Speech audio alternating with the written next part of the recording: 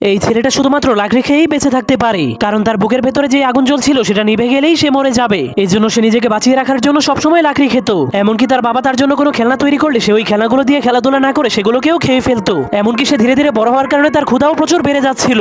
এই জন্য সে ক্ষুধা মেটানোর জন্য নিজের ঘরের ফার্নিচার এবং ঘরের চালকেও খেতে শুরু করে দেয়। কিন্তু একদিন যখন সে ঘরের পিলারকে খেতে শুরু করে তখন সেই পিলারের মধ্যে ফাটল ধরে যায়, যার কারণে পুরো ঘর ভেঙে তার উপরে পড়ে যায়। কিন্তু তার বাবা অনেক কষ্ট করে তাকে বাঁচিয়ে দেয়। তখন তার বাবার এত কষ্ট দেখে ছেলেটার মনটা অনেক খারাপ হয়ে যায়। এই জন্য সে কসম করে আর কখনোই সে লাকড়ি খাবে না। এর পরের দিন তার বাবা ঘুম থেকে উঠে তার ছেলেটাকে কোথাও খুঁজে পাচ্ছিল না। এজন্য সে তার ছেলের পায়ের ছাপকে ফলো করে করে অনেক উঁচু একটা পাহাড়ের উপরে চলে যায়। তখন সে তার ছেলেকে একা দাঁড়িয়ে থাকতে দেখে জলদি করে তার কাছে চলে যায়। কিন্তু সে দেখতে পায় লাকড়ি না খাওয়ার কারণে তার ছেলের বুকের আগুনটা নিভে গিয়েছে। এজন্য সে আগুন জ্বালানোর জন্য সেখানে ফু দিতে শুরু করে দেয়, কিন্তু তবুও কোনো লাভ হয় না। এজন্য তার বাবা অনেক মন খারাপ করে তাকে মাটিতে শুইয়ে দেয়। এরপর তার হাতে তার তৈরি করে একটা খেলনা দিয়ে দেয়। কিন্তু তখনই সেই ঘুরন্ত খেলনাটাকে দেখার পর তার মাথায় একটা আইডিয়া আসে। এজন্য সে বুদ্ধি খাটিয়ে ছেলেটার বুকের মধ্যে হাওয়া দিয়ে চলতে পারে এমন একটা মেকানিক্যাল হার্ট লাগিয়ে দেয়, যার ফলে সেই ছেলেটা আবারও জীবিত হয়ে গেলে তার বাবা অনেক খুশি হয়ে যায়।